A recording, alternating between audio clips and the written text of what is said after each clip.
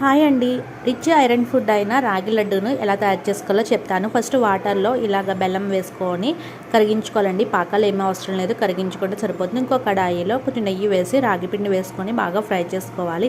ఎంతవరకు అంటే మంచి స్మెల్ వస్తుందండి, నేతిలో వేగి అప్పటి వరకు ఫ్రై చేసుకోవాలి. తర్వాత బెల్లం అంతా మనకి కరిగిపోయింది కదండి, ఇప్పుడు ఈ రాగి పిండిని తీసుకొని ఇందులో వేసేయాలండి. వేసేసి బాగా మిక్స్ చేసుకోవాలి. మధ్య మధ్యలో నెయ్యి వేసుకుంటూ దీన్ని బాగా మిక్స్ చేసుకుంటూ ఉండాలి, ఉండలు కట్టకుండా.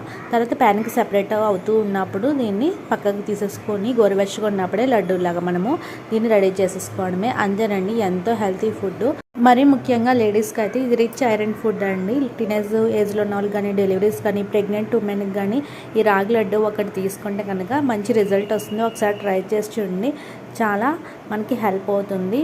బ్లడ్ కనుక తక్కువగా ఉంటే రోజుకు ఒక తింటే సరిపోతుంది. ట్రై చేయండి, చాలా బాగా నచ్చుతుంది. Thanks for watching. Channel follow అవుతుంది.